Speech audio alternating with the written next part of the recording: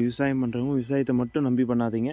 கூடுதலாக வந்து வேறு ஏதாவது ஒரு தொழிலும் அடிஷ்னலாக பண்ணுங்கள். ஏன்னாக்க விவசாயத்தில் லாபமும் இருக்கும், நஷ்டமும் இருக்கும். நஷ்டம் ஏற்படும் போது அதை சரி கட்டுறதுக்கு வேறு தொழில் இருக்கும்போது உங்களுக்கு அதை ஈடு கட்ட முடியும்.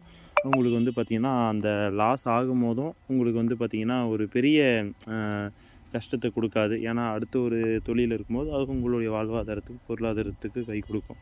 ஆகையால் விவசாயம் செய்கிறவங்க விவசாயத்தை மட்டுமே நம்பி செய்யாதீங்க. அடிஷ்னலாக வேறு ஏதாவது தொழில்கள், பல தொழில்களை ஒன்றாக செய்யும் போது உங்களுக்கு ஒன்றுதில் நஷ்டம் ஏற்படும் போது இன்னொருத்தில் வந்து பார்த்திங்கன்னா கை கொடுக்கும். இதை ஞாபகம் வச்சுக்கோங்க.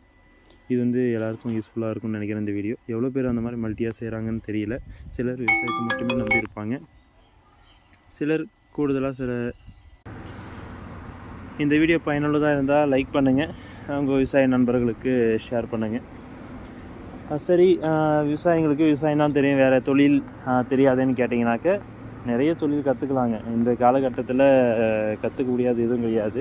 நஷ்டம் ஏற்படாமல் கற்றுக்கக்கூடிய தொழில்களை தேர்ந்தெடுக்கிறது மிகவும் அவசியம். அதை பற்றி ஆலோசனை பண்ணி உங்களால் அது முடியுமா, உங்களுடைய முதலீடு அப்படி இல்லைனாக்க இன்வெஸ்ட்மெண்ட் இல்லாமல் உழைப்பால் அது நீங்கள் வருமானத்தை ஈட்டக்கூடியதா எல்லாம் யோசனை பண்ணி தான் செய்யணுங்க.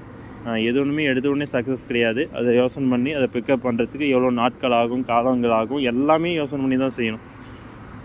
அதனால் விவசாயிகள் வந்து பார்த்திங்கன்னா உங்களுடைய முதலீடு நஷ்டத்தை ஏற்படுத்தும் வகையில் இருக்கா அதையும் நீங்கள் யோசிக்கணும். முதலீடு செஞ்சால் எவ்வளோ லாபம் கிடைக்குதுன்றதை விட அதனால் ஏற்படும் நஷ்டங்கள் என்னென்ன இருக்குது, இதுக்கு முன்னே லாபம் பெற்றவங்களும் நஷ்டப்படுத்தவங்க எல்லாத்தையும் நீங்கள் கணக்கீடு செஞ்சு தான் சராசரியாக ஓகே நம்ம இது செய்யலாமா வேணாமல் நீங்கள் முடிவு எடுக்கணும். அதே போல் உங்களுக்கு அதில் எவ்வளோ அனுபவம் உள்ளது, இல்லை அனுபவத்தை கற்றுக்கொள்ள எவ்வளோ காலங்கள் எடுத்துக்கொள்ளும், அதை எல்லாத்தையும் யோசனை பண்ணுங்கள். எடுத்தோன்னு எதுவும் செய்யக்கூடாதுங்க, அதுதான் விஷயமே. நன்றி. அடுத்த வீடியோவில் சந்திக்கலாம். நம்ம சேனலை சப்ஸ்கிரைப் பண்ணிக்கங்க. அடுத்தடுத்த வீடியோவை நான் புதிய தகவல்களை கொடுக்குறோம். நம்ம சேனலும் வந்து பார்த்திங்கன்னா நிறைய வீடியோஸ் இருக்குது. வீடியோஸ் பாருங்கள், பிடிச்சிருந்தால் லைக் பண்ணுங்கள், நண்பர்களோடு ஷேர் பண்ணுங்கள். நன்றி.